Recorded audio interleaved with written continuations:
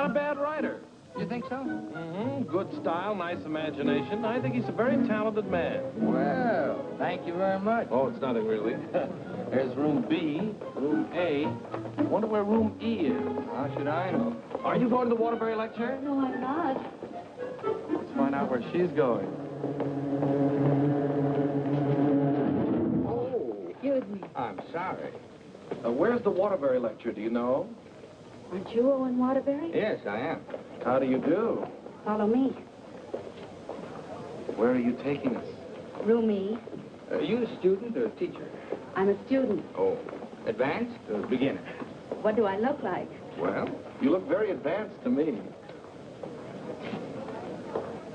Oh, Mr. Waterbury, good evening. how do you do, Mr. Kilbride? You're right on time. We almost didn't get here. I was doing his laundry, and we had to wait for it to dry. His underwear is still wet. I brought a friend, Mr. Ronnie Hastings. Oh, how do you do, Mr. Hastings? Hey, let me get you a chair. No, never mind. I'll sit in the bleachers.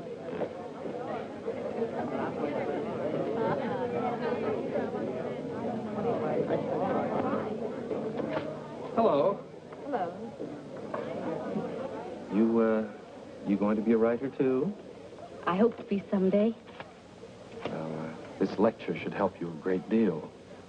He's a great writer, isn't he? Oh, yes. Of course, he gets most of his ideas from me. Excuse me. Yes? You're sitting in my seat. Oh, I'm terribly sorry. Good evening, Miss Gaylord. Hello, Mr. Scott. Anybody sitting here? Yes, Clarence Henderson. But he's out sick tonight. Well, then why did you make me move? Oh, Clarence and I don't speak. Oh, well... Attention, class. As I promised you, our guest speaker tonight will be none other than Owen Waterbury, author of the new bestseller, Last Year's Love. Mr. Waterbury. Oh, louder, louder. That's enough. I understand that most of you hold all sorts of jobs during the day, and yet you've been studying the technique of writing in the evening.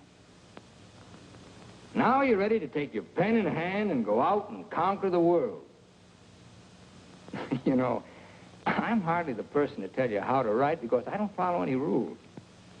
Today, the writer is asked to keep one eye on the bestseller list, the other on art. That's divided loyalty, and that makes for dishonesty. I must confess, I've been guilty of this dishonesty, too. But now that I've made my position secure, I'm going to try to write a really good book. No more bestsellers, but something that I hope will be a piece of great writing. You know, good writing, fine writing, is here and here. The dictionary is filled with all the words you need, but unless the mind and the heart find those words for you, you better leave them in the dictionary. He's so brilliant. Because a writer, fundamentally, must believe in himself. That's half the battle.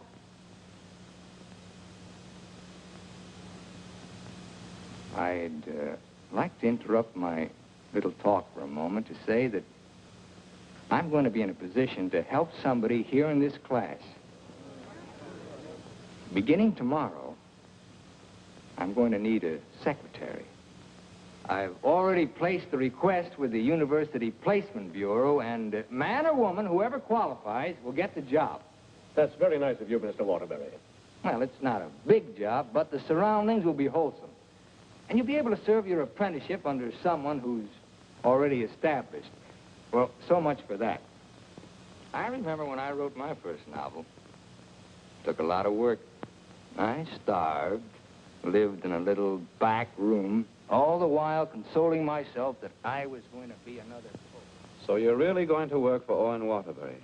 Well, I was offered the job by his personnel manager. I've heard a lot of weird stories about Owen Waterbury. Oh, you hear weird stories about any famous person. Why, last night his talk was actually inspiring. Steve, do you realize you've been here 5 years? Well, isn't that a little too long for anyone with my ambition? Where does Mr. Waterbury do his work? Well, his personnel manager said in his apartment. Apartment? Well, you can't expect a writer to work in an office, Mr. Harris. I want to write, and I think he can show me how. Who knows? After a year with him, I might even be autographing copies of my own book in one of your bookstores. By taking a course in Owen Waterbury. And getting paid for it at the same time. I'm going to miss you, Steve. Oh, no, you won't. After a week, you won't even know I've gone. Not true, but good luck anyway.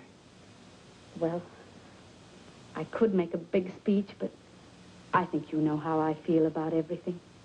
You've been wonderful to me. I understand. Steve. Yes? Call me sometime, will you? We'd like to know how you're getting on. I'll call you tonight, after I get the job.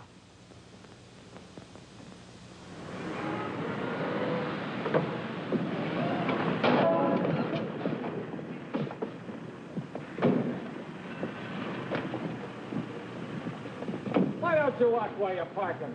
Well, you can back up, can't you? You got to reverse. Never mind, Bill. Just save your energy for upstairs. Smart guy. Hand me the bag, Bill. Yes. I'll take it upstairs for you, man. Anything drives a cab these days. Apartment 3E. Thank you. Now, just remember, Bill, if he says one word that's out of line, just one word, I want you to bop him right on the jaw. They might take my license away. Not for protecting a lady. Well, come on, in or out, in or out. You know, I hit pretty hard. The harder, the better. Is he a big guy? 6 feet of bluff. I'll cut him down. I didn't get this nose for nothing. Are you sure he can't fight? He's a writer. Writer? Writer? Now, remember, if he just so much as opens his mouth... Don't worry, I'll shut it up. I got a bigger mouth than he's got. I've come for my things. And what's the objection? Evidently, he has none. Follow me, Bill. Now then, I want you to take all the things out of that drawer and put them into that bag. Yes, ma'am. No, no, no, not the drawer, just the thing.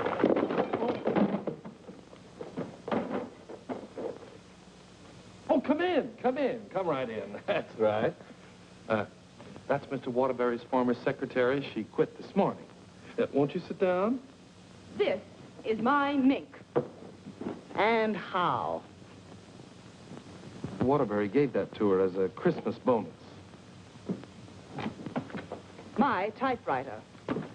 Well, that was sort of a New Year's bonus. My aujourd'hui. She brought her own aujourd'hui. My pot.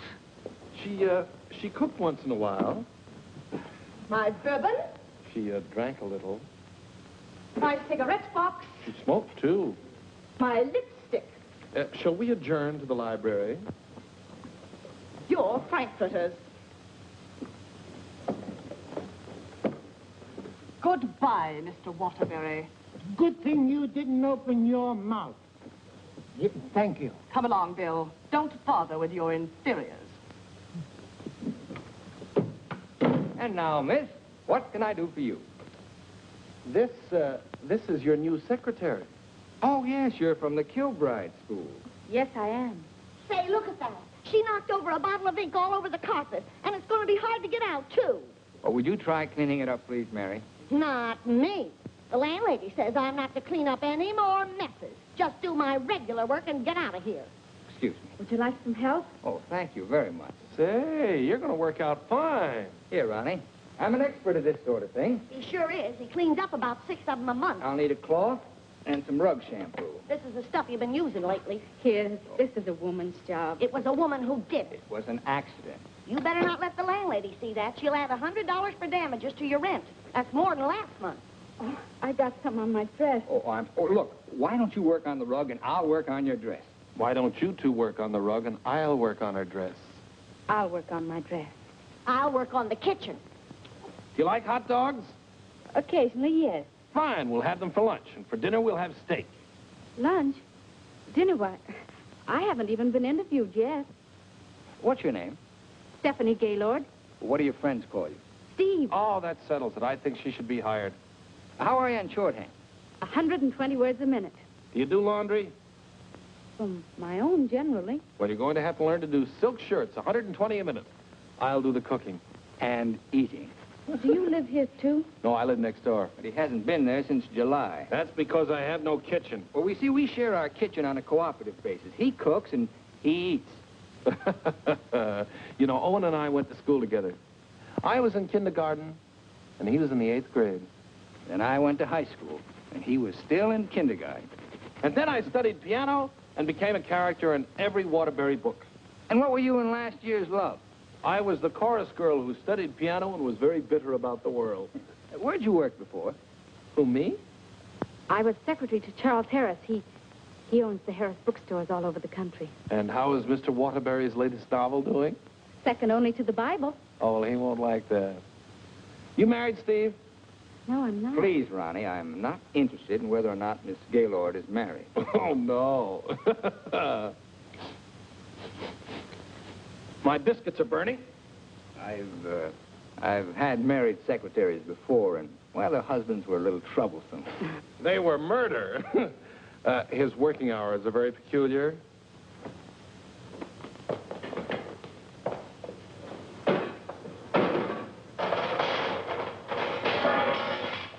Well, I think we've done a good job. I had such a different impression of what this job would be like. Oh, today was an unusual day. But after this, there'll be no more distractions. I'll go. We're going to work in an atmosphere of dignity and culture. Oh, it's your bookmaker. Mary, that man's here again. I heard you. How much do I owe this time? $11. Don't you give me no more of your tips. That horse will come in next time out. Next time I'll be dragging a load of ice. Well, what do we owe you? $278 for Owen and $1 for you.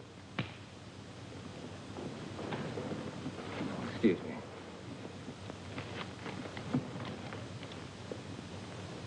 Here you are.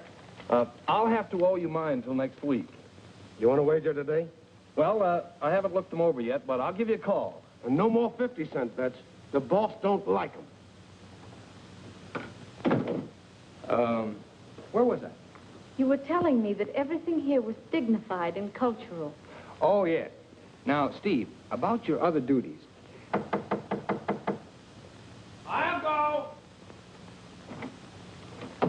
Did you just have an interview with my daughter, Mary Hastings, about a secretarial job? Why, yes.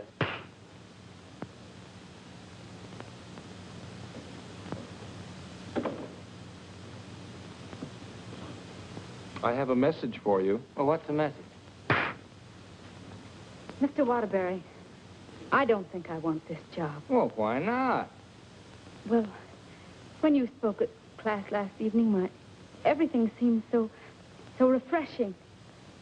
And when I read your novels, they were filled with such quality and high purpose. And I'm afraid all that's spoiled now, so no harsh words, no hard feelings, just get somebody else.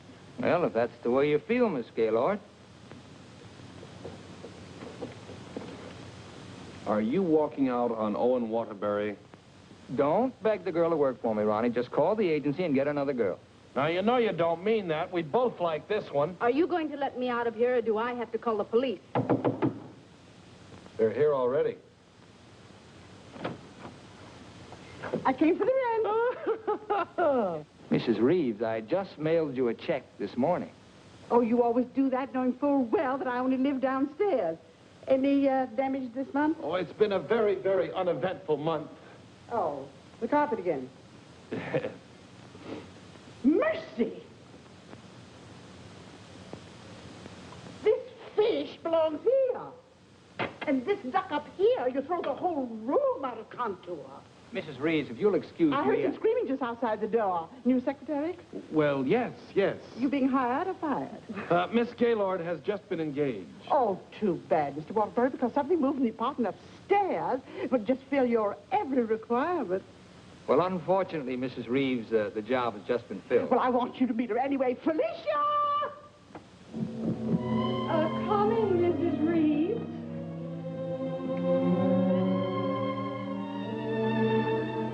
Felicia Adams. I want you to meet the famous Owen Waterbury. How do you do? Him. How do you do? How do you do? Felicia came to California to get into the movies. Now, who does she remind you of? Oh, now, don't tell me. Let me guess. Zazu Pitts. Oh, of course not. Felicia, in addition to being a secretary, is a very good actress, aren't you, dear? And take off your coat and let them see.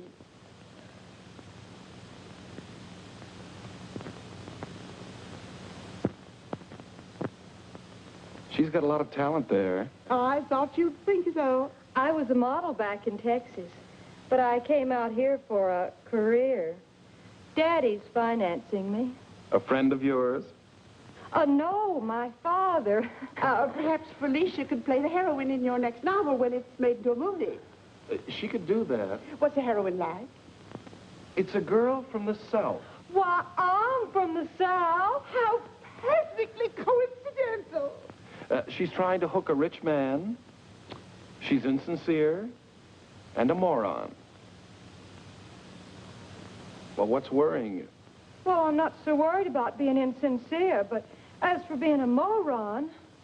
Now, don't worry about that. You could act like a moron, couldn't you, dear? I could try. Oh, I'm going to dramatic school. Maybe they can teach me to be a moron. If you studied hard enough, yes. It'd take a lot of work. Look, Mrs. Reeves, I haven't even started my novel yet, and it doesn't look as if I'm going to if I'm continually interrupted. Well, we'll leave and let you work. Oh, Ronnie, I'm having a party for 50 guests tonight, and I'm expecting you to entertain for us at 9. Is it informal, or shall I bathe? If you don't care to entertain at my parties, pay your rent. Well, I'm off to the horse show. You haven't got a chance.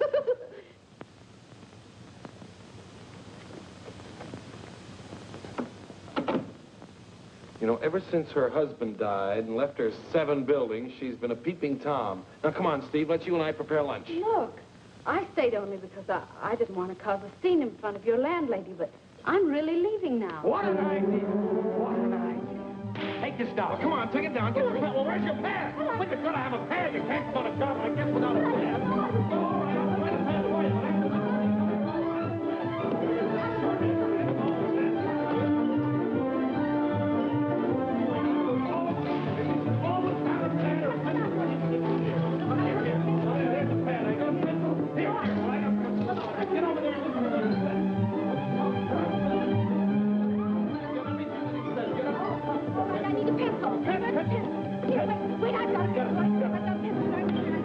Call this notes on my new novel. That's all for now. Tomorrow morning at 10 o'clock.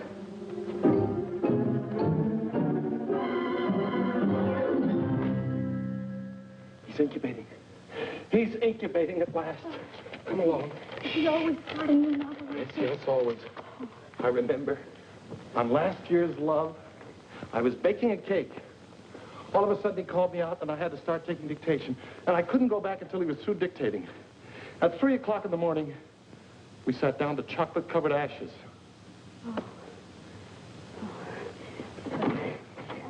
Well, I'll see you at 10 o'clock in the morning.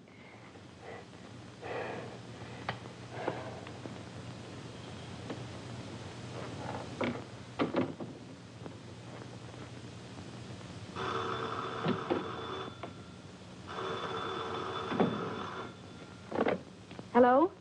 Hello, Steve. I couldn't wait for you to call me, so I'm calling you. How was the job? Well, I have to make an adjustment, you know.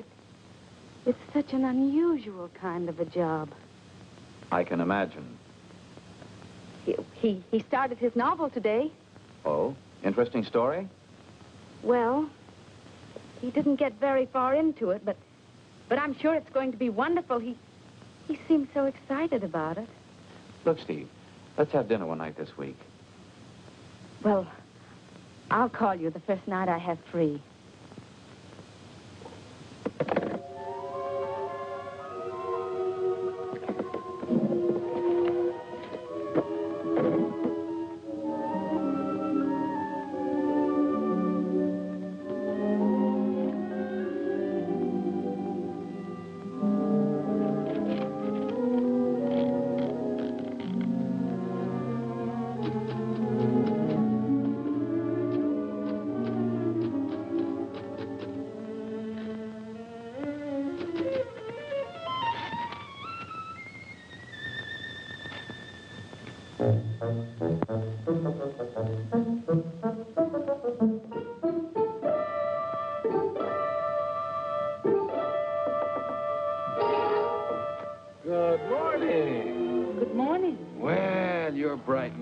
Morning. It's 10 o'clock. Say, did you ever think how you'd look in mink? Oh, I see you got your pad. Keep your pencil poised. The genius is still dressing. I'm making potato pancakes for lunch, and he's in a sour cream mood today. If you need anything ironed, I'll be in the kitchen ironing. Good morning, Steve. Good morning. Right on time. Let's see, where did I leave off yesterday? Notes on my new novel. Yeah. I'll go.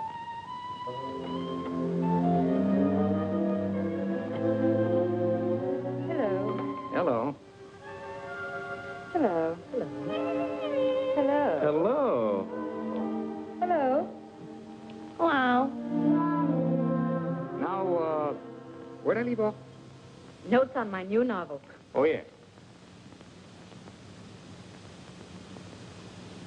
Make that Notes on My New Novel by Owen Waterbury.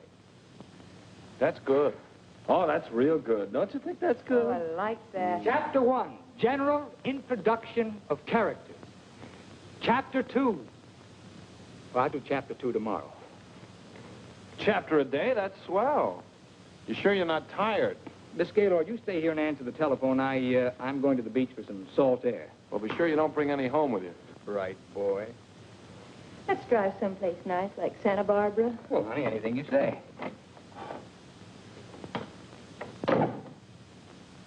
Don't pay any attention to him. He's just trying to make you jealous. Jealous? Well, what makes you think I'm even interested in him? You know, for a secretary who's just been given the day off, you're awfully annoyed. Annoyed? Of course I'm annoyed. I just don't want to sit here doing nothing. I came here to work. I came here to do nothing, and now I'm working. Look, if you get paid for idleness, grab it, you fool. There goes another one.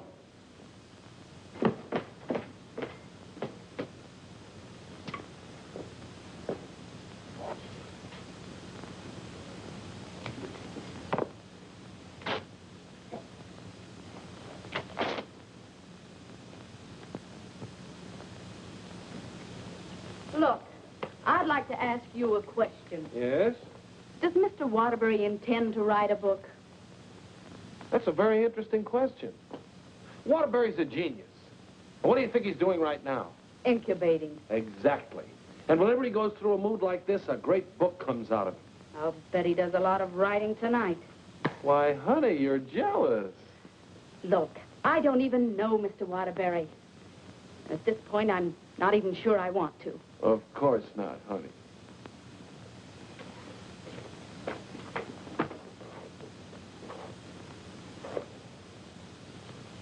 Say, can you tell me what I'm doing wrong? Everything. Here, let me have it. How can you get so many wrinkles in it? Well, he's tried 16 laundries, but he still likes my work best. These are good shirts. We're good shirts.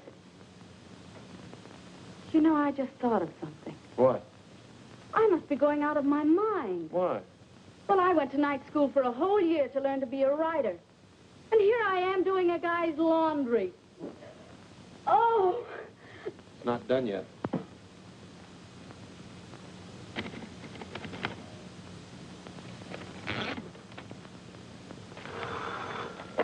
Hello? Miss Gaylord, this is Owen Waterbury. I want you to be here tomorrow morning at 9 o'clock. I've finally gotten the idea. Thank you. You know, Owen, I like that idea. Yeah? I don't think there's a horse in there that can beat him. Never.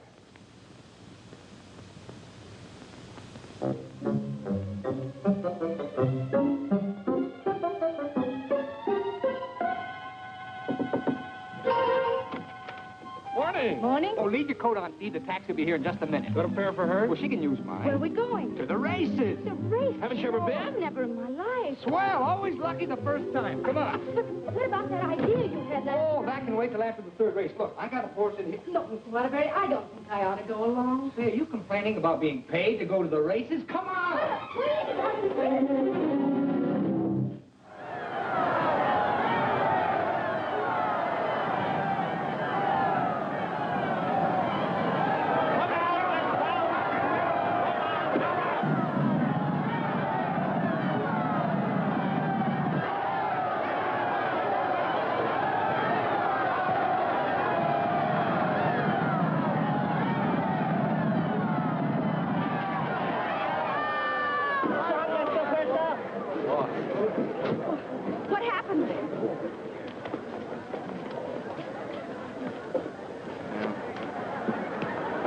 time I take those guys' tips.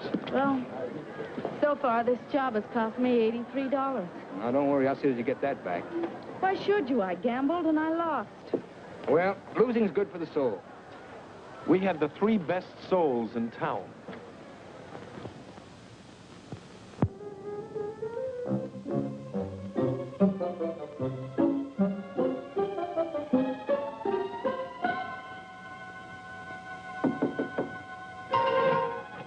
Good morning. Morning. Well, leave your coat on, Steve. The plane leaves in 35 minutes. Plane? Where are you going? Las Vegas and get back your $83. Las Vegas? I can't go to Las Vegas with you. Well, are you objecting to being paid while working? Paid?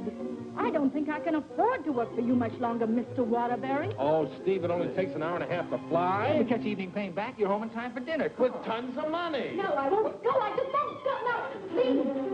Put me down.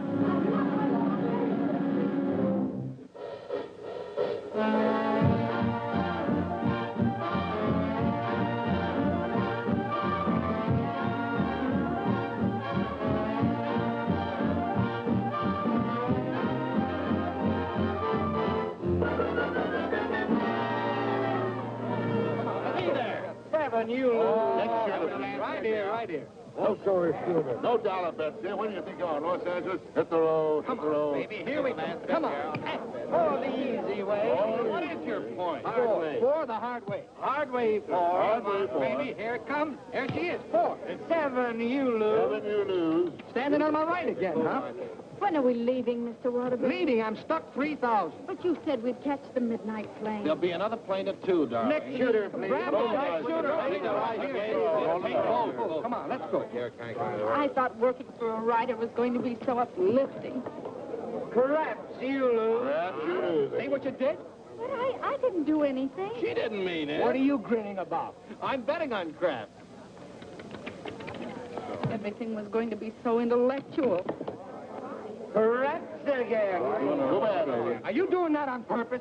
What did I do? You're doing all right, honey. What's her point? Her point is craps. Can't you make anything but craps? I was going to meet only literary people.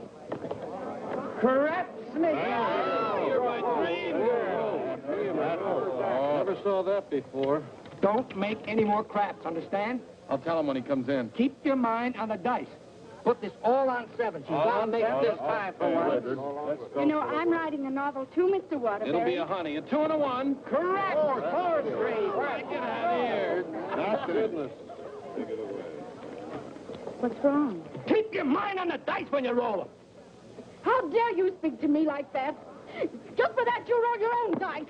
Correct again. $80, Rich. Come on, bring it in. Over here. Come on, lad. Money. Gaylord. Steve, where are you going? I'm going home, and I never want to see you again. You're a fraud, Mr. Waterbury, a cheap, egotistical fraud, and your whole existence is something I want no part of. I'm sorry I even met you, because you've spoiled something for me. You've spoiled my impression of Owen Waterbury, the writer. Steve, look, you can't go home alone. I'll take you home. Steve, please sit down, will you? I want to talk to you, please. Steve, honestly, this gambling, it's an insidious thing. It changes a person. I'm really terribly sorry. Well, then why don't you put a stop to all of this and get down to work? I guess I'm afraid. Afraid of what? I'm afraid I'm not the great writer I started out to be. Instead, I'm just a commercial hack. Oh, no, you're not. Didn't you see how everyone at the university treated you with awe and respect? Why don't you write another love story? I'd be going backwards. Backwards? Stick to your last. You know the story of the clown who always wanted to play Hamlet? If you keep telling yourself you're a failure, you'll be one. If I try another love story, will you work for me? If you work, I'll work for you. Thank you. I'm poor again. I just switched to 7s.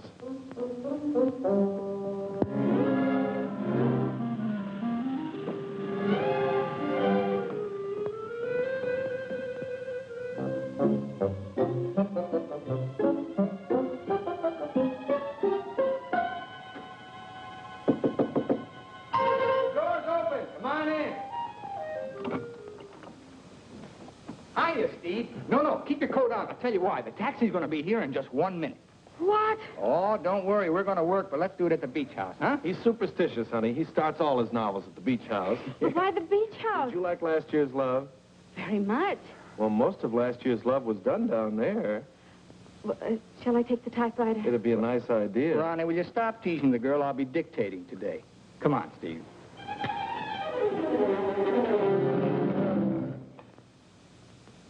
I'll dictate this in outline form, and then I'll polish it up later. Yes, Mr. Waterbury.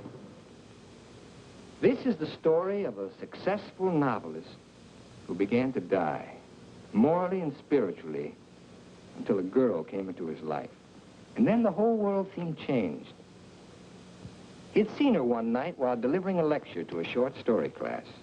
There were so many faces looming up in front of him, but he saw only one, hers. Wistful, delicate, exquisitely beautiful. Without her knowledge, he arranged to make her his secretary because in that fleeting moment, in that single instant, he knew he was desperately in love with her. One day, he asked her to go to his beach house and work there because he wanted very much to tell her the way he felt, but he lacked the courage. Mr. Waterbury, Miss Gaylord, when I'm working, I don't like to be disturbed. Sorry. Where was I? He wanted very much to tell her how he felt, but he lacked the courage. Oh, yes. Now here she was, seated before him, tender and fragile as a poem. He had looked around a corner to corner, and there she was. Oh. What's the matter? Oh, I broke my pencil. Here you are. Let's continue. He was tempted to take her up in his arms and sweep her to the summit, but he didn't dare. He knew very little about her, yet there was nothing else he needed to know. As he strode up and down the room dictating, he looked toward her polka dot necktie. What's the matter with you? Nothing. Oh. Where was I? Polka dot necktie. Oh, polka dot necktie. He was impressed by the loveliness of her hair, her soft blue eyes, her delicate mouth. A breathing, living thing that made him exalted and inspired. He wanted to take her in his arms and smother her with kisses and drown himself in the beauty of her soul, but he was a coward. How do you like it? It has possibilities. Suddenly he threw caution to the winds. Leaned over and kissed her. She melted in his arms and offered no resistance. Wordlessly, they held one another in silent embrace. Whoa! You've got the wrong girl, Mr. Waterbury. I'm really leaving you this time, and don't you ever try and get in touch with me again. I don't even want my salary check. You can save it for the next victim. And if I ever see one of your books again, I'll burn it!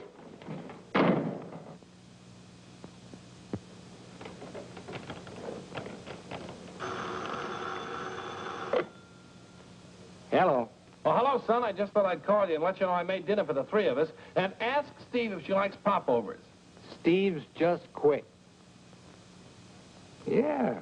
I'm dictating a harmless little scene. Suddenly she takes offense, slams me on the couch with a hammerlock, and walks out. Is she insane? Well, I'll call the agency and get them to send over another girl.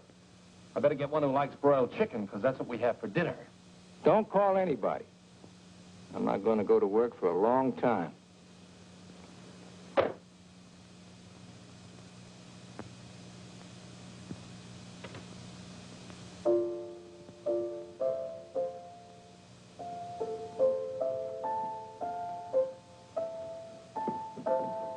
Come on, will you get out of here so I can wash these keys? I'm composing. Composing? I haven't heard a good song out of you yet. That's it. Give me that again.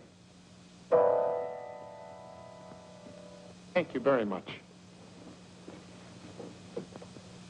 What are you calling that thing? I got a cold in my nose. Come on, sing it. Oh, Mr. Ronnie, Oh, don't be silly. I just want to hear the quality. Sniff, sniff, here's a handkerchief. Ka-choo, ka-choo, gesundheit to you. Let yourself go and blow. Oh, let yourself go and blow. Sad, ain't it?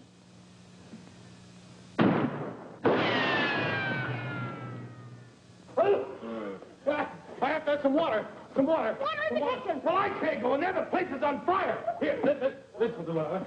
Oh. You and your cooking. You and your popovers, they don't pop, they explode. Call the fire department. The fire department, they just put water over everything. I can't. Oh.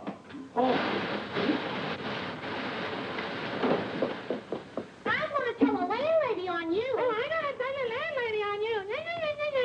Well, I'm not going to clean up this mess. All right, just for that, you won't get a piece of pie. What's in that garbage can? Pie? 30 misses out of 31 tries.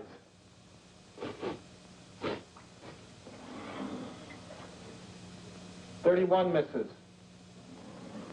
Well, at least the roast chicken's safe. What's that? Roast chicken? How can you pour roast chicken? Well, I had to roast it in the pressure cooker. It melted a little.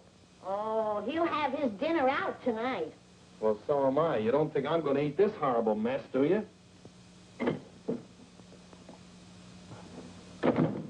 Hi, Owen. Hi. He has a nice roast chicken for you, Mr. Waterbury. Give him a glassful. Mr. Waterbury, I think it's my duty as your servant to tell you what just happened in the kitchen. Oh, now, Mary, why don't you go home? Mr. Ronley set fire to the kitchen. I don't care if he sets fire to the whole apartment. You see, Tattletale? A lot of good it did you. I'm going to tell the landlady on you, and you too. Well, what happened down at the beach house? Will you stop asking me silly questions? I told you on the phone. She quit, that's all. Well, she had some nerve. Well, I don't need her. There's a lot of other secretaries. Of course there are. Just as capable, efficient, and just as cute. Sure. We never did find out how good she could type. Well, I'll call the agency and get another secretary. No. I got a better idea. What you gonna do? I'm going to pack. Where you going? New York, change of environment. I'll work better there. Gonna get rid of the apartment? Yep. Well, what's gonna happen to me? What should happen to you? That's a very unfair question. Boy, I'm not going to let a little thing like a secretary throw me off balance. Never in a million years. I got a life to live, too. Wonderful, beautiful, exciting life. I got a book inside me, a great book, full of intensity and scope. Boy, you know something, Ronnie? I'm glad this happened. I'm down to earth now. What happened? Well, you can still use it. Elsie called. She's, sorry she quit in a huff, and she apologized for the cab driver. See? That's what Steve will be doing tomorrow. Calling and apologizing, but I won't be here. Say, what am I running away for anyway? I'm not afraid of her. That's what I like to hear. That's the real Owen Waterbury. Listen, call Elsie. We'll take her out to dinner. We'll take them all out to dinner, a different one each night. I'll go and change my apron and be right back.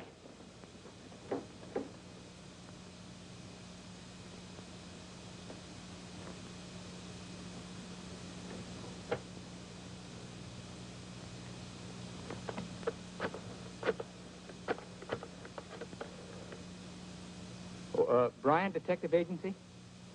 This is Owen Waterbury. Yeah. Look, I want you to shadow a girl for me. Stephanie Gaylord. Now, let's all try to have a good time tonight, okay? I'm willing. Are you, Ronnie? I'm willing. Good evening, Mr. Waterbury. Hello, Francois. Here, why here? I like it here. You've always hated the Ridgely room. He's joking. I'm not joking. You've always hated it, hasn't he, Elsie? I thought so. I've always hated it. Mr. Waterbury, there's a gentleman here to see you. Gentlemen? Oh, yes. Ronnie, will you take Elsie to a table, and I'll join you in just a minute, huh? All right, but don't leave us. Don't stick Elsie with the check again. Antonio, table 3. Table 3. Where is he? Alcove 2. Oh. Good evening. Is that the gentleman? Yes, sir. Hello. Did you send me that message? Yes. Brand Detective Agency. Devon is the name. Well, how'd you find her so fast? That's my job. There she is, right over there, with a man. Who's the man? I don't know. Do you want me to find out? Of course I do. All right, I'll start shadowing both him and her. I want you to find out everything you can about her. I think she's in love with him. She your wife? No, my secretary. I get you. Look, I want nobody to know about this. Don't worry. The way I operate, even you won't know about it. Can you check a pass for me? It'll be expensive. Well, why? The unknown quantity. We've just finished checking on a girl. Took us a year to get her pass caught up with her present. Do a good job. I will. Take care of my check. Yes? Yes, give me a pack, please.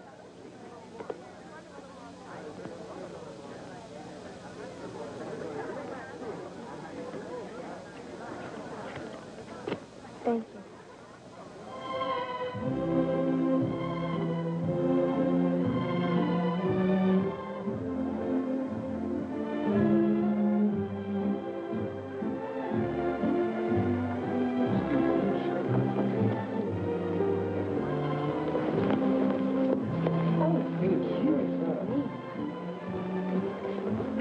Oh, excuse...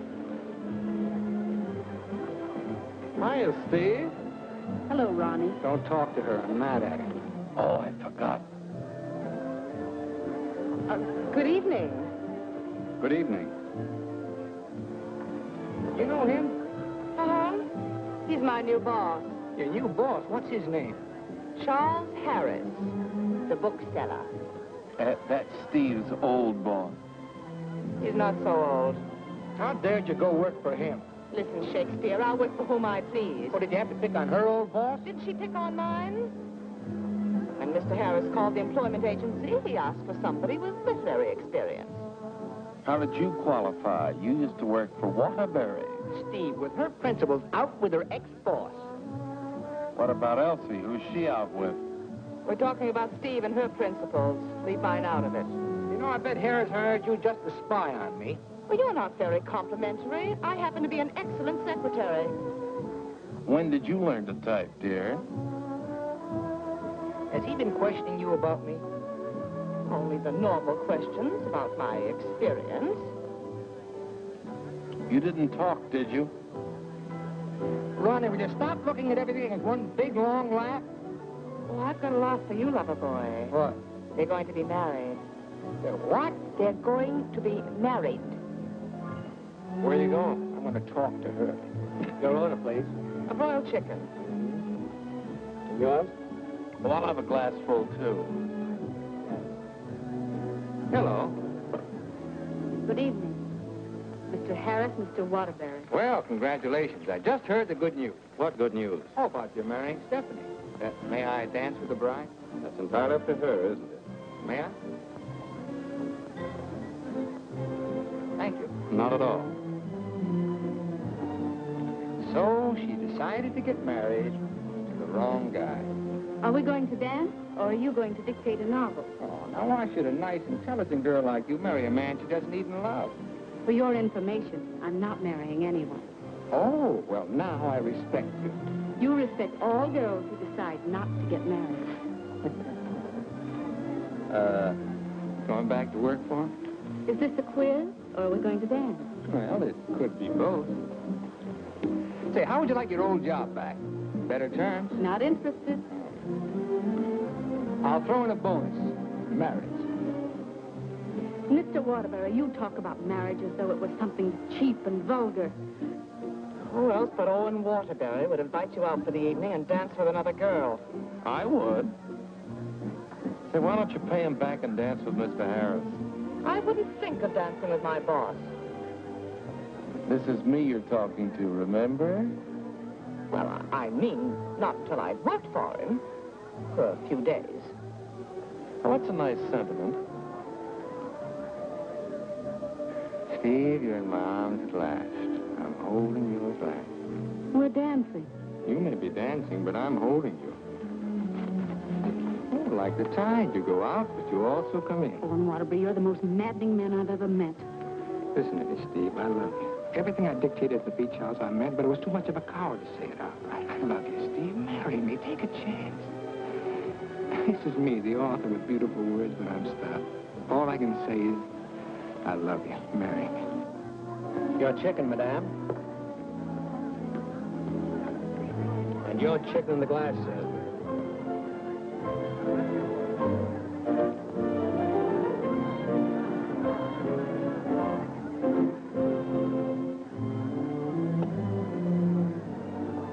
Harris looks lonely.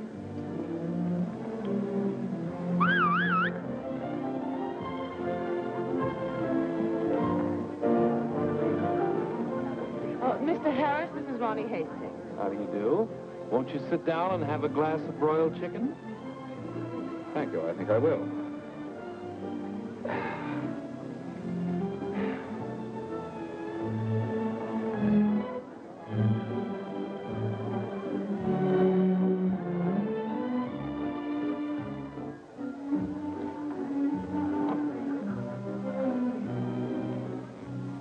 You ever hear the story of the unholy three?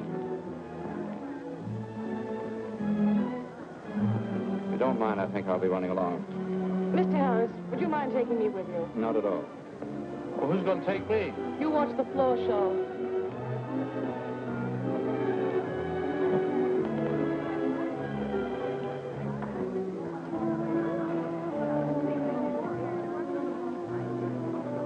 Want to dance? I love it.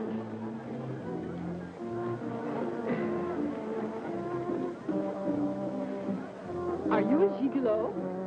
After tonight, I think I will be.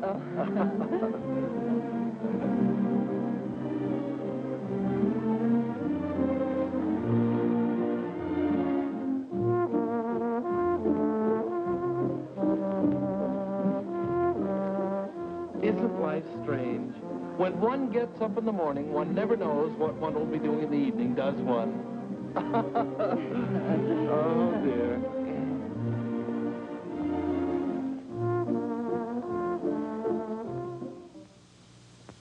And in addition to the office supplies, please order one Remington electric typewriter for the outer office. Mr. Harris's office. Just a moment, please. Hello? Yes.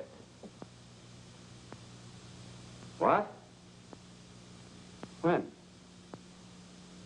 Thank you. Goodbye.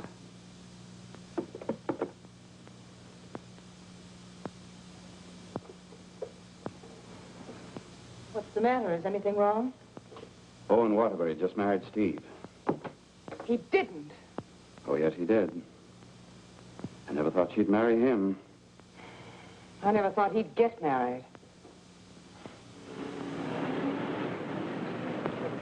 Well, here we are, honey. Welcome to Honeymoon Manor.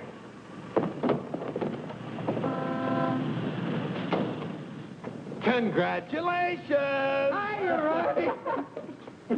May I be the first to kiss the bride? Or am I the first? I'm not a very wide-awake bride. Honey, let's get some sleep, and then we'll go over to the beach house, huh? How long you been driving? 24 hours. Las Vegas and back. Ow. Hey, whose bags are these? Oh, those are Felicia's. As soon as I told her the news, she decided to move out. It's a good idea. Darling, this is quite a threshold. 3 stories up. Well, we can use the threshold upstairs. Oh, good idea. Hiya, Felicia. Congratulations. You did very well. She certainly did.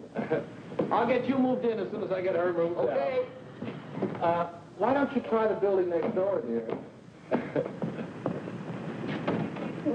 Driver, old lady's home. Whoop. Hello, Mary. Oh, I'm so happy for both of you. Well, thank you, Mary. Very sweet. Yes, darling. Hello, darling. Hello, dear.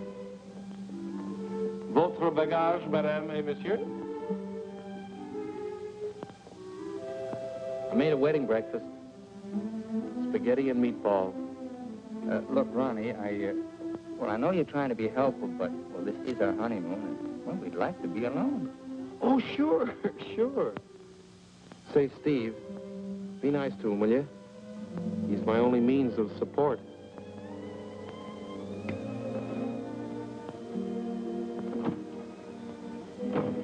Darling, are you glad you married me? Oh, what a question to ask me now. Well, it was on the spur of the moment, and you do change your mind, so... Darling, I'll never change my mind about you. You're the first nice thing in my life. Could you tell me where is apartment 3E? Who are you looking for? Isn't that the business of the people in apartment 3E? It's the next apartment down the hall, sir.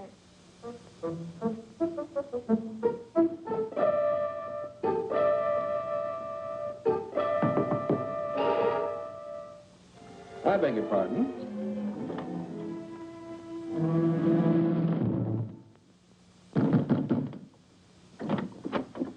Yes, and what can I do for you? I have a message for Mr. Waterbury. Well, I'm afraid Mr. Waterbury can't be disturbed just now. He's a little busy. My name is Devaney. Will you tell him the woman he's interested in got married?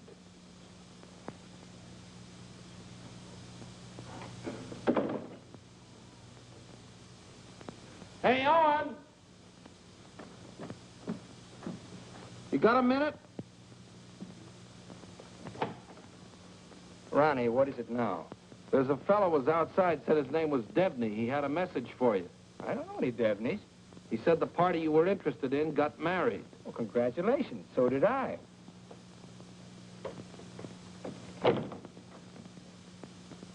Darling, whom were you interested in who got married? There's only one married girl I'm interested in.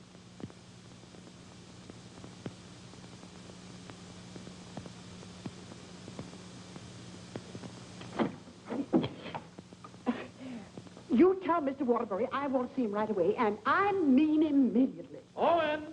Horrible Hannah's here. We call you that affectionately, dear. Now what is it? Oh, excuse me. I didn't know your secretary was working late. They're married. Married? Well, as his wife, she might as well be in on this. Just what can I do for you, Mrs. Reed? I've come for the rent. But I paid you the rent on the first, Mrs. Reeves. I've had to make a new rule, Mr. Waterbury. I don't take bad checks. When'd you make that rule? Since you moved in. Darling, do you happen to have $485 in the bank? I think so. Well, Could you write me out a check till I get this thing straightened out? I can't understand how my account got so low. that $6,000 for the crap game? Oh, yes. And the $2 for the marriage license? One has to live. Thank you, dear. Thank you, Mrs. Waterbury.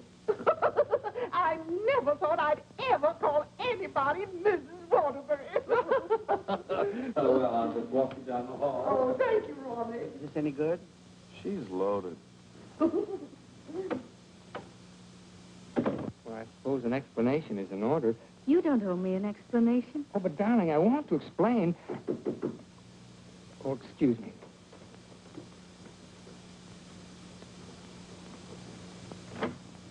Hello, Owen. Oh, hello, Dick. Congratulations, we just heard. Well, thank you, Bertie. Congratulations. Thanks a lot. Oh, darling! Well, won't you come in and sit down? Oh, yes, thanks. Darling, I want you to meet Mr. Fulton, my publisher, and Bertie. This is my wife. How do you do? So nice knowing you. Owen, you're not thinking of a prolonged honeymoon, are you? Oh, no, we're just going down to the beach house, and, well, I thought I'd dictate my honeymoon. Good idea. You know, there's a deadline on that novel. It's got to be made. You know why. Well, I'll have it ready, Dick. I'll count on it. Would you like a drink? No, no, thanks. We're double parked downstairs. Come, dear. How's Ronnie? Oh, still eating. Same old Ronnie. Yes, Bertie's told me about Ronnie. She says that when he dies, he'll ask the crematorium to baste him slowly on both sides. You know Ronnie? Oh, of course. I was once Mr. Waterbury's secretary. Well, thanks an awful lot for coming, Dick. Happy honeymoon. Thank you.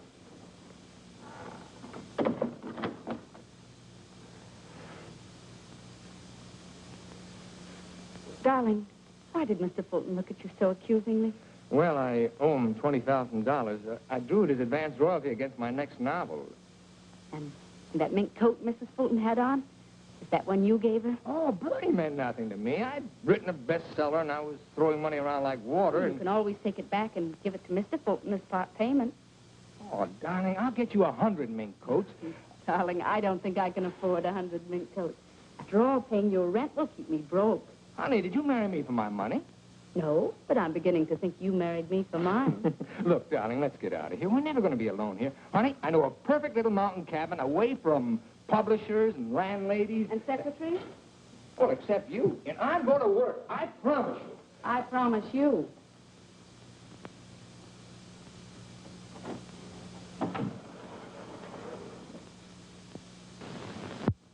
How long did you work on this book, Owen? 4 months. I'm rather proud of this one, Dick. Where's Mrs. Waterbury? Oh, Steve's down at the village getting groceries. She wants to prepare you one of her special dinners. Well, I'm afraid I can't stay for dinner. I have to catch that next train back. Dick, let's drop the suspense. How'd you like the book? I'm going to let you have it right between the eyes, Owen. You don't like it? I hate it.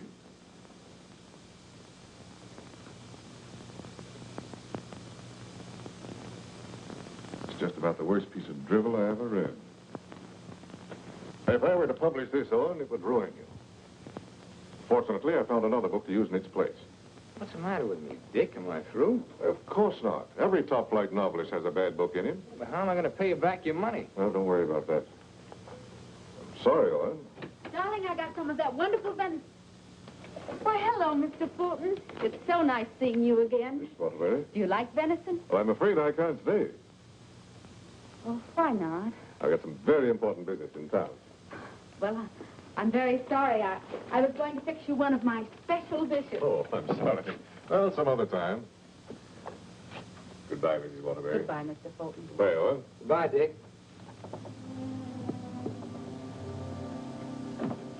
He doesn't like it. No? Do you think he's right? He's always been right. Until he married Bertie. Oh, what's that got to do with it? Well, maybe he's changed. Ever think of that? Maybe he sees you through different eyes. Oh, you talk like a fool. Oh, and let's face it. Your book is now being published by a man who sees his wife in your arms on every page. He thinks that girl in there is Bertie in you. You're a child. Bertie meant nothing to me. He doesn't realize that. And he's still a human being, even if he is a publisher. And he's a man. Let's get away from here tonight. Tonight? Oh, and you blame me, don't you? Oh, not really, Steve. It's just that it's so distracting to have a man's wife as his secretary, too. I've got to try another book fast, and I'm going to have to get myself another secretary. So I'm fired, is that it? Oh, Steve, it'll be better for both of us if I work by myself. It'll give you a chance to work on your own book. I'll make dinner.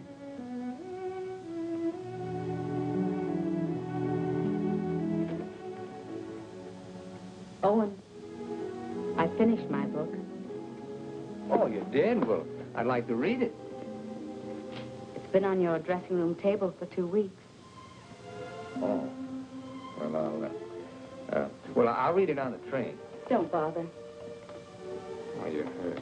No, I'm not. You call and get tickets for the train and send Ronnie a wire to get you a new secretary.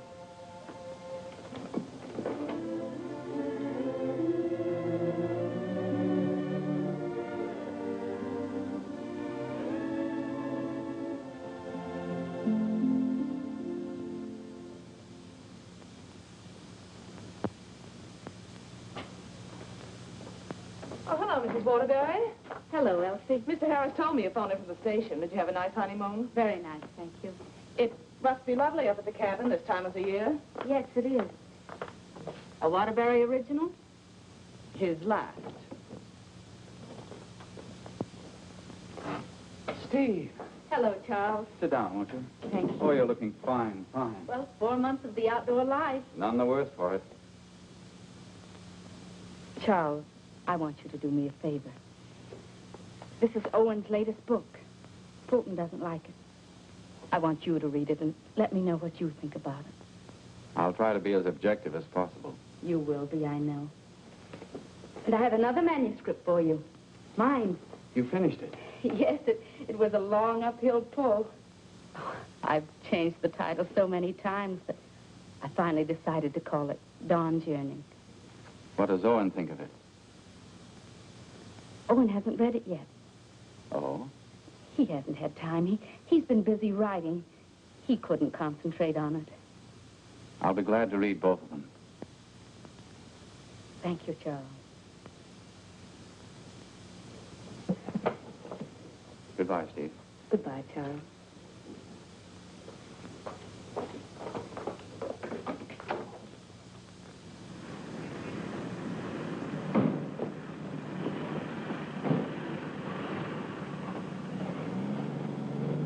I was on the 3rd floor, but I can't find the Waterbury apartment. Well, here's Mrs. Waterbury.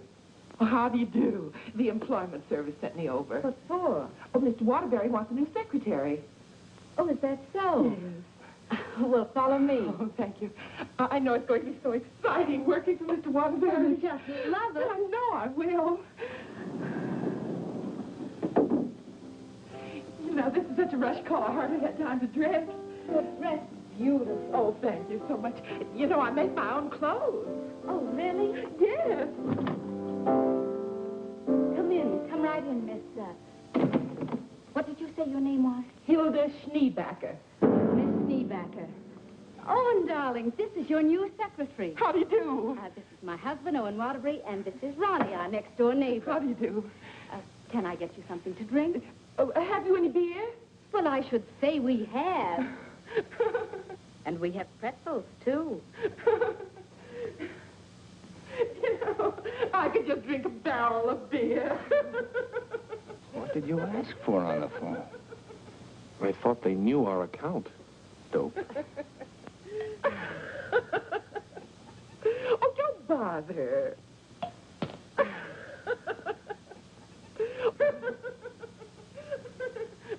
Why don't you bring your beer over here where we can be more comfortable?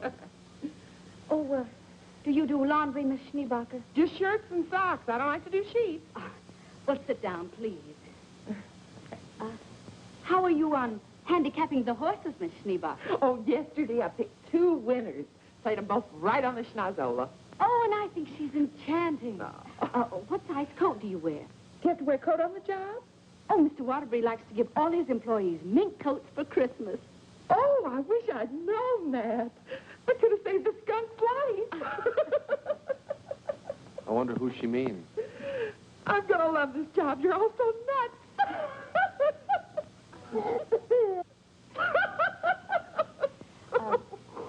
Do you object working late hours, Miss Schneebacher? Not at all.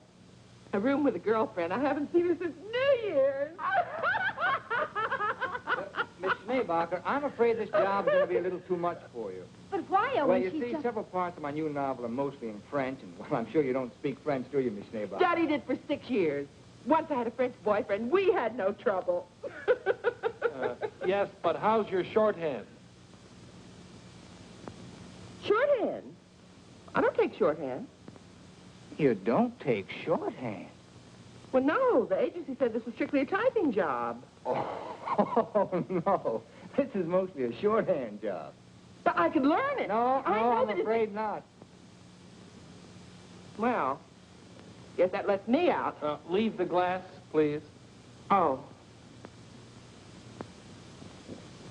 Thanks for the beer.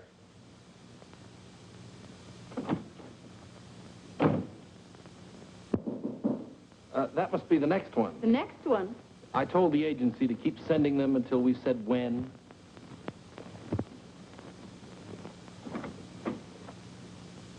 How do you do? Is this apartment 3E? Yes, it is.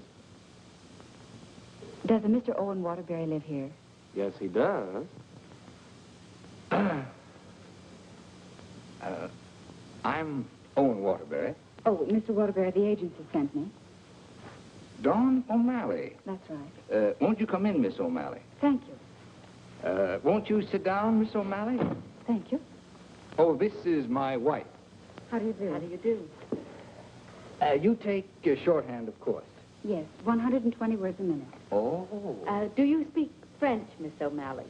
Mon mère, elle était française. Et mon père aussi. Vous avez raison, elle est pas pour le problème. Dites-moi, Mademoiselle O'Malley. Are you married by any chance? Yes, I am. But the divorce comes final next week. I see.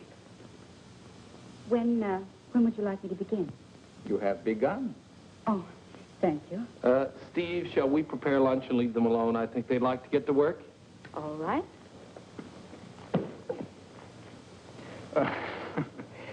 Tell me, did you ever work for a writer before? Yes, once about 3 years ago. But I'd rather not talk about it. Oh, well, why not? Well, he asked me to work late one evening and began getting a little fresh. So I called the police. All I want to do is work. I guess the publicity burned his career. But he deserved it. Don't you agree? Yes, I do.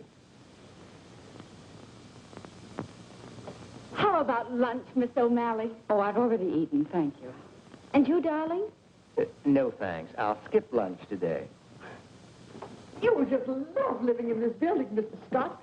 And you'll just love the Waterbury's. They're so bohemian. Crude. I'll go.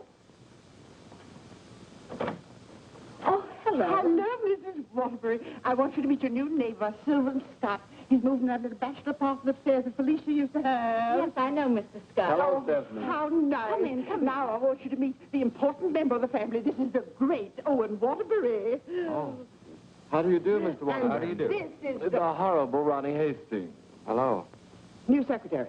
Yes, she was just hired and I was just fired. Mr. Scott's a writer, too. My building will be just crawling with them. Yes, Mr. Scott and I went to night school together.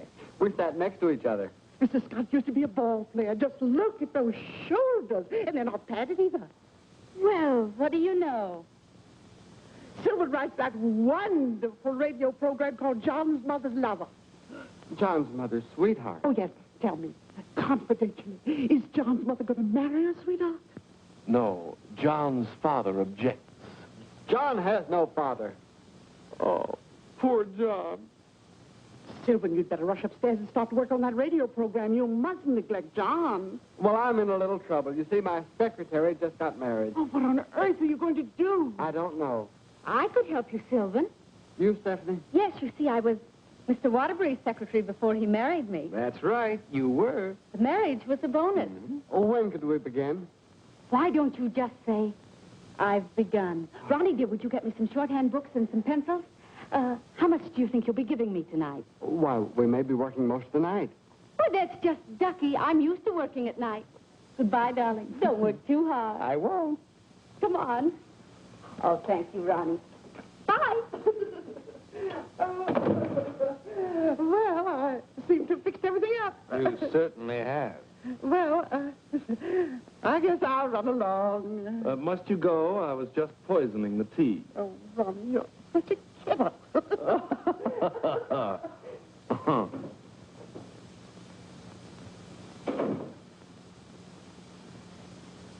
You know, you're going to really like it here, honey child. Watch your hands. I don't tolerate familiarity from anybody, and I mean anybody. I once ruined a man's career, and don't you forget it. Miss O'Malley, you may have the day off. Why don't you make it a year? But I haven't even begun yet. Oh, that's all right. You get paid just the same. Oh, well, all right. What time tomorrow? Oh, any old time. Suit yourself. But I don't understand. Well, how about noon? All right. Thank you.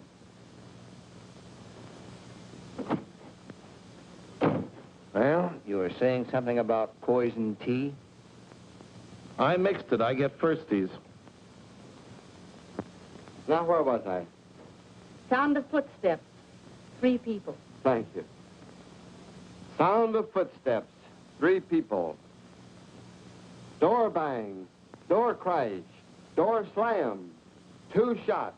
3 screams. Siren. How's that sound? Well. It's bedlam. John, I'm in love with your mother.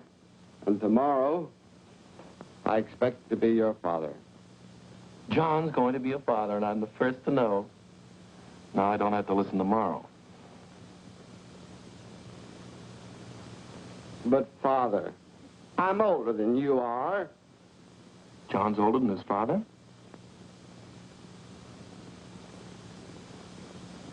What happened? That's what I'd like to know. I don't know. But don't you worry, Miss Waterbury. I'm not going to do anything.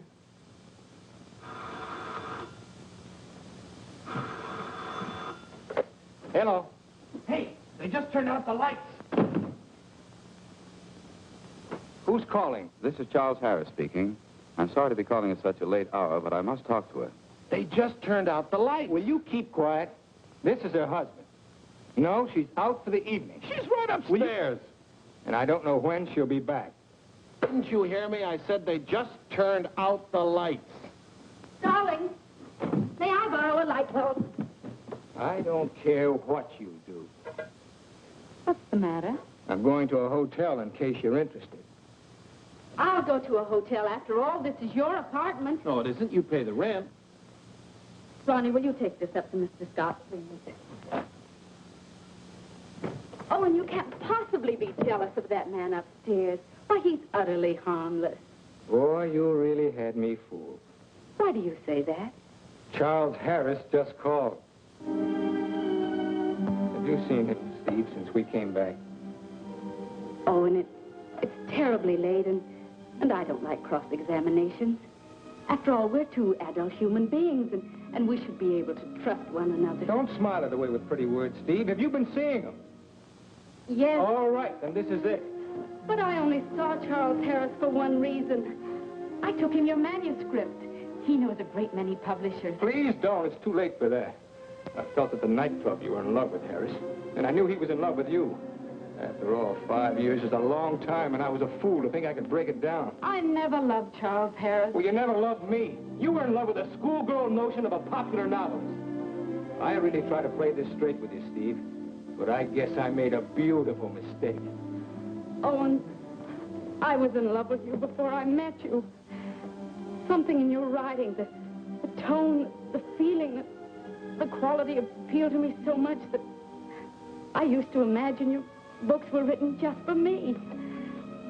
It's true, I built it up in a schoolgirl way, and I was so caught up in it, I guess I would have married you the night you lectured in class. If you'd stepped off that platform and asked me, I would have married you.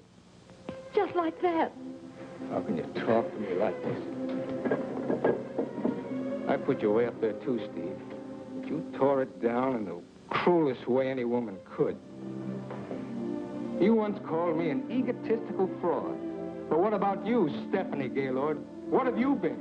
Go ahead, phone him. He's waiting for you. Owen!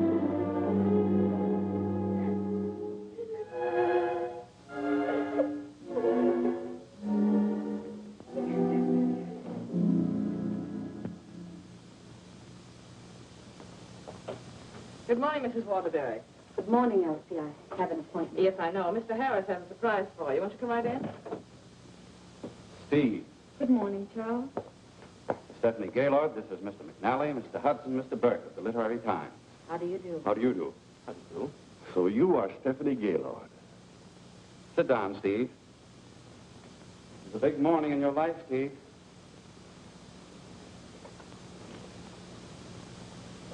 Mr. McNally is head of the publishing house in New York. He flew down this morning. That's why I called you so late last night. We've read your book, Miss Gaylord. How long have you worked on it? About 5 years. I'm recommending it for the McNally Winslow Award for first novel by an unknown. I didn't know you were going to show my manuscript to anyone. I couldn't do anything else after reading it. But don't you see what this will do to Owen? What has Owen got to do with it? Well, Owen's the big guy in my family, and his novel's just been turned down. And if this happens on top of that, it would just about destroy him. He has to have a sense of importance. He's lost all faith in himself. You mean your husband would feel a sense of competition with you? You don't understand, Mr. McNally. Owen's in trouble. And as his wife, I have to help him climb out of it. Steve, I thought you wanted to write more than anything else in the world. I thought so, too, before I married Owen. What about Owen's manuscript? Did you read it? Yes, it isn't bad. It's good. But it doesn't have what this has. This has greatness.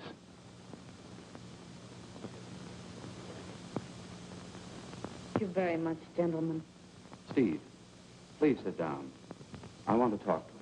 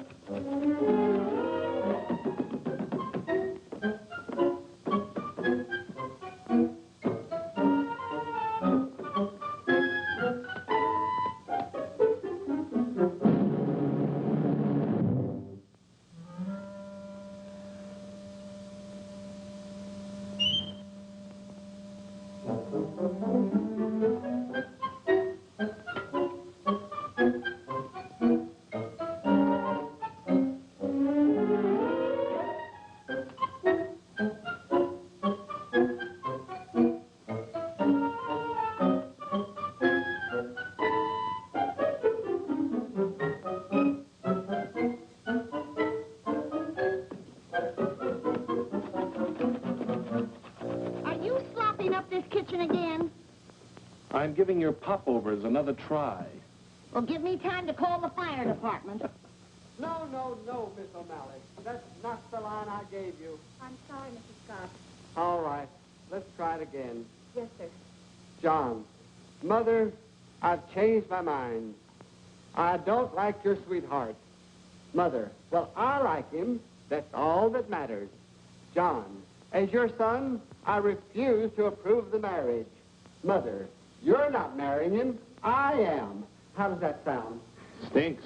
Amen. Mr. Hastings, I must say you're distracting. You know, you shouldn't be using Mr. Waterbury's apartment or Mr. Waterbury's secretary. Well, Mrs. Waterbury isn't here, and I've got to get the program out. Why don't you work in your apartment? She won't work upstairs. Well, why don't you work without her? I can't. I'm a dictator. Dear, why won't you work upstairs? I don't work in men's bedrooms. It's not a bedroom. It's a bachelor apartment. My husband was a hotel manager. One room is a bedroom. 2 or more is an apartment. Sylvan, she's got you there. Oh, come on, let's work. Hello, Mr. Waterbury. Yes, what can I do for you? Remember me? I'm Devaney of the Brand Detective Agency. Oh. What's this? A bill for $845.62. For what? For shadowing and delving into the past of one Stephanie Gaylord. But I married her. We've shadowed married women before. Hi, Owen. Get rid of this guy. You want me to call the police? I am the police. What's this doing here? That's my laundry. Do you expect my wife to do your laundry? Say, that's a little large for you, isn't it? That's Mrs. Waterbury's laundry. That's mine. Well, take it and get out of here. And as for you, Mademoiselle O'Malley, you're fired for taking dictation from somebody else. Well, that suits me just fine. I wouldn't work for you even if I did like your horrible writing. Where's Stephanie? I don't know where she is. I know where she is. Where? You pay this bill and I'll let you know. Oh, Ronnie, do you happen to have $845? And 62 cents. Why don't you write him a check? Oh, yes. Call that number right away. Here's the detailed report. It's very amusing. You see, I had to shadow you at the same time that I shadowed her. Here's Stephanie. Oh, good. Stephanie, where are you? What? What are you doing there? Stephanie, if there were ever any chance of our getting together, this kills it now. Finally and for all time, we're through. Charles Harris's apartment. Just like that, no sense of shame. Well, maybe she got her old job back and is working for him. At his home? What decent, self-respecting girl works for a man at his home? Maybe she's his secretary. Please, don't tell me about secretaries. He could tell you. Here's the report. Page 3 is wonderful. Right. Call the employment agency. I'm going to show her. Look, I want a girl this time who's capable and efficient. I'm calling for Mr. Owen Waterbury. Fast typist. I don't care what she looks like. We don't care what she looks like, as long as she's attractive. Do you take shorthand? Oh, but of course. 120 words a minute. Uh-huh. And, what did you say your name was? Miss Pigeon. Her name is Miss Pigeon? Everybody says I'm flighty. Where did you work before? I'm just out of secretarial school. I think it would be wonderful working for you, Mr. Waterbury. You see, I hope to be a writer myself someday. Oh. Have you ever been married? Oh, no. Never. And you have no objections to working on weekends? Oh, not at all. My time's completely my own. And you think Mr. Waterbury's just wonderful? Mm-hmm. This is a clay pigeon. I've come for my things. Follow me, Bill. I know just where to go. I want you to take everything out of that drawer and put it in that bag. Right. I knew you'd come back. But it's only for a moment. Where's the mink coat? I didn't get a mink coat. Come into the bedroom, Bill. What's the matter? Short of minks? Say, haven't you been here before? Sure, I came with the other one. I got a cab stand downstairs now. If you need a cab, just open the window and holler. Well, I'm going to do a lot of hollering now. That's his former secretary. Get my bag and things out of the closet. Oh, so you're not in love with Harris, but you go to his apartment. You wouldn't let me explain, and now I'm not going to. Explain? What kind of an explanation could you make anyway? Doesn't matter anymore. You're right, it doesn't matter anymore. Isn't she getting awfully personal? What a wonderful typist. Charles Harris's apartment. Just like that. Just like that. Anything else, miss? Yes, my picture.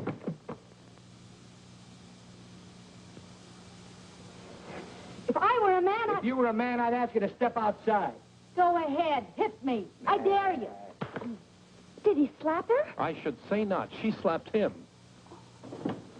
I've known all along why you've resented me.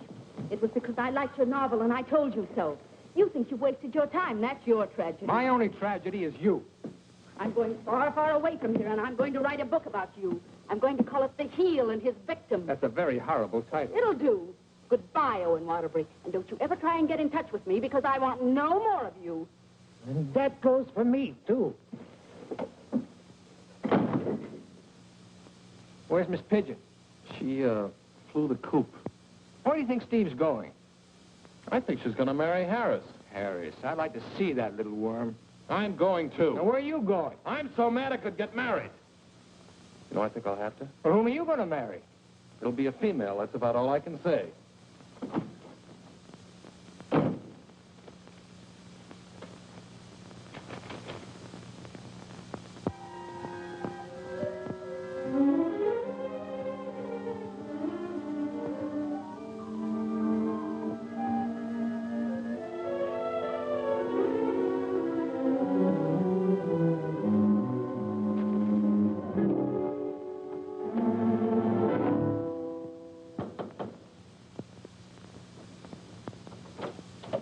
I'd like to see Mr. Harris. Your name? Owen Waterbury. Excuse me, sir.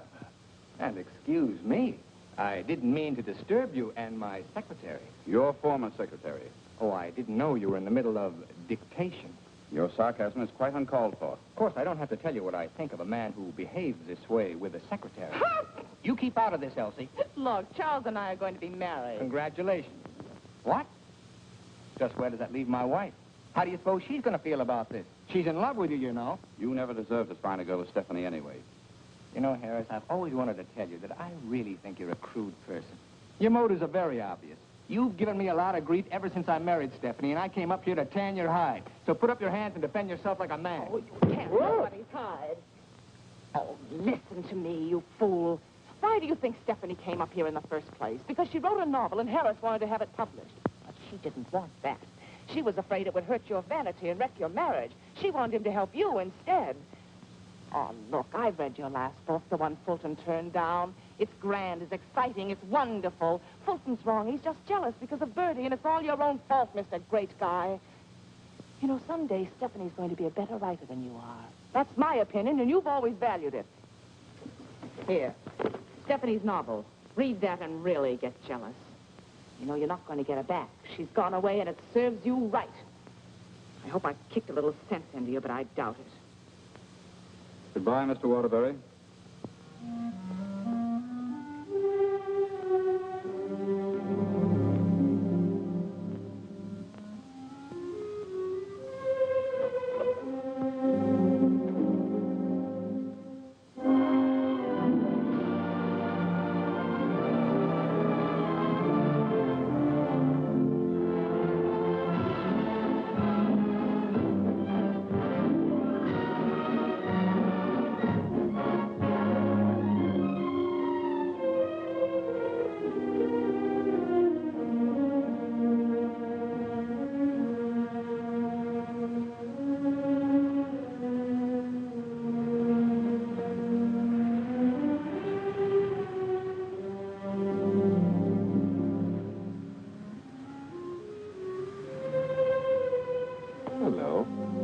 Waterbury? Yes?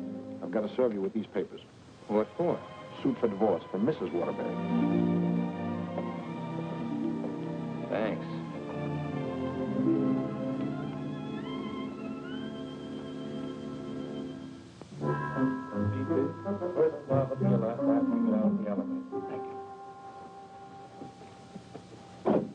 Oh, mine's 3. What's yours, please? 4C. Isn't that Sylvan Scott's apartment? Oh, is it? I didn't know who lived there, but I'm his new secretary. I see.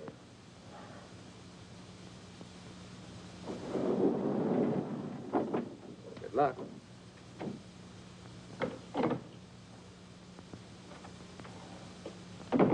Hello, Mr. Waterbury. Hello, Mary.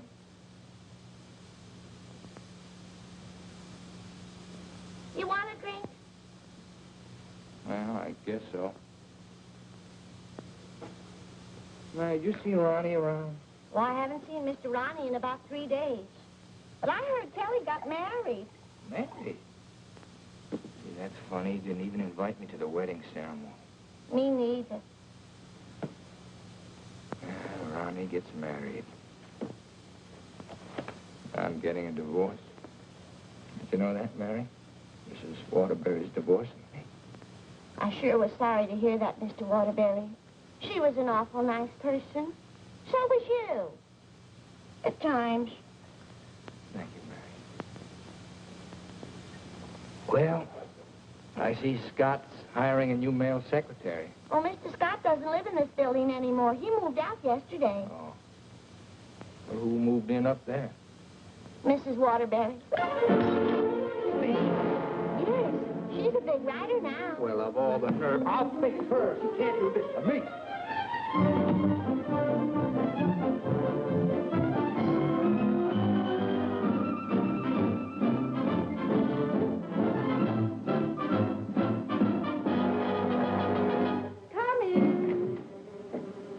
Yes, what can I do for you? Out. I said get out. But I don't understand. Don't you listen to him. This is my wife. You're his wife? I'm trying very desperately not to be. Didn't you get the divorce papers today? You're still my wife until the final decree, and that takes a whole year. Are you still here? I said get out. Mr. Simpson, you come back here tomorrow morning at 9 o'clock. You'll come back here never. If I find you here again, I'll throw you out on your ear. Hiring male secretaries right under my nose. Right over your nose, dear. And don't be cute at a time like this. Why'd you take this apartment anyway? Because it was the only one I could find, and Mrs. Reeves was kind enough to let me have it. Oh, sure, sure. I thought you'd think I was chasing you, Owen Waterbury. But my living here need cause us no embarrassment. We can be friends, meet in the hallway, and exchange polite little hellos. I exchanged polite little hellos with your friend Harris recently. Elsie was there.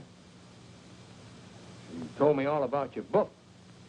Oh, you didn't want to have it published because of what it might do to me. Silly. I mean, do you think I look upon you as a competitor? Don't you think I can compete with you, Mr. Waterbury? I read your book last night. Kept me up most of the night. You want to know something? Yes. You're better than I am. But don't tell anybody because I'll deny it. Now, you listen to me, Mr. Owen Waterbury. I'm a human being, too, and I have certain rights and privileges. I had an idea for a book, and you made me lose a very good secretary. Well, look, why don't you dictate it to me? You? Sure, I can take shorthand. Owen Waterbury. Look, you want to know a secret? What? I'm a better secretary than you are. Oh. All right, prove it. Get the shorthand book and pencil. Okay. And I don't want to hear another word about our personal problems until I get this down. Let's call this Notes on My New Novel by Stephanie Gaylord. This will be the story of a girl who became secretary to a very egotistical man who thought he knew everything there was to know about writing. Oh, now, wait a minute, Steve. Please, you're interrupting my train of thought. He was attractive. In an ugly sort of way. Thanks a million. Will you please stop interrupting me? But he was filled with childish frustrations and complexes which she, in her silly way, tried to cure. Now, wait a minute, Steve. I'm not going to sit here and take down this... Listen, this is my new book. Until she suddenly discovered he didn't need a wife. He needed a psychiatrist. A psychiatrist? That does it. Now I'm insane, am I? Okay. But if you publish that book, I'll sue you. You just go ahead and sue me if you think I'm afraid. Hello. You know, this book sounds very interesting, but there's one thing I've got to know. Did she love him? Well, of course she loved him. She loved him deeply, devotedly, desperately. Then why didn't you say so? I've come for the rent. Raleigh is your new landlord. Oh, no, that vase belongs up there. And this belongs here. And this belongs here. Oh, Raleigh, do.